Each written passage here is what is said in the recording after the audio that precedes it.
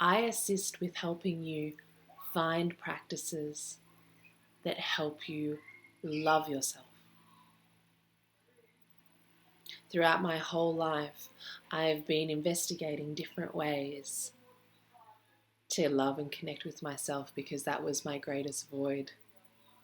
And when I finally stopped blaming family and blaming circumstances and blaming, and took responsibility for that love, the possibilities were endless. And I kept looking for a silver bullet. But the funny thing is, there is none. Because each time one of us, one of your new gurus, presents a concept, an idea to you, you need to integrate it into your own sensibilities for it to actually have meaning, for it to actually have purpose. So when I share yoga, it's not from a perspective of this is the right way. It is a way that you can try and connect with yourself. It's one way that you can love yourself. And there are different ways, different forms. Just like there are different forms of meditation, different types of crystal healing, different types of essential oils, different types. And you are the most amazing, unique being in the universe, just as all of us are.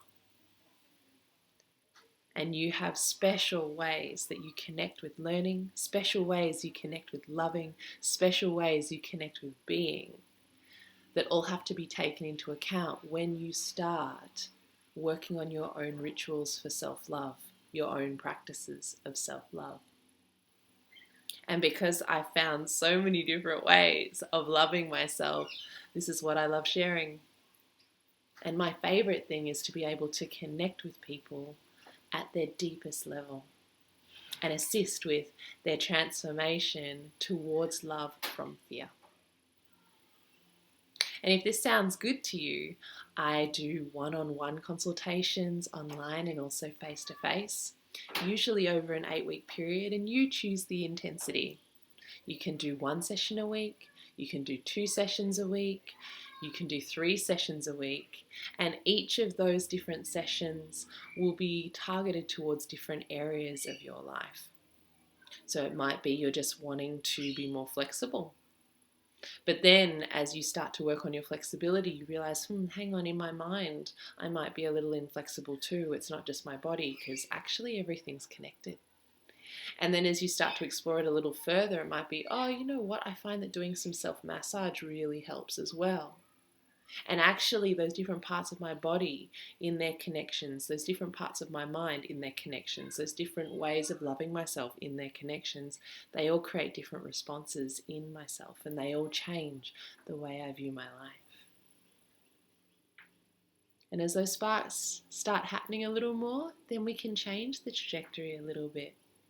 So this becomes a fun, creative exercise, not just something else you have to do.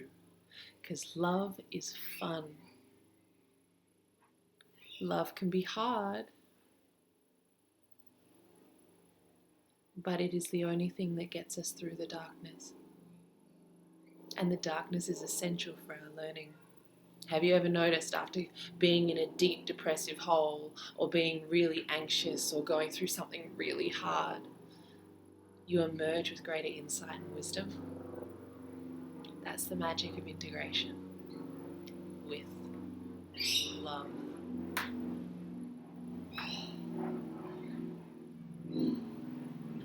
And then as you connect with loving yourself, the next step is starting to embrace a more holistic, loving lifestyle. And to me, one of the pillars of that is having a more sustainable lifestyle that draws on less resources from our Mother Earth, and also empowers us to know how to create things for ourselves instead of always relying on everyone else for that creation. Whether it's growing your own food, whether it's making your own simple beauty products, whether it's knowing how to cook for yourself, whether it's working with living food as opposed to processed food, whether it's noticing when you're in a fear-based mindset versus a love-based mindset. These are what I like to call lifestyle factors, and all of them work towards greater love.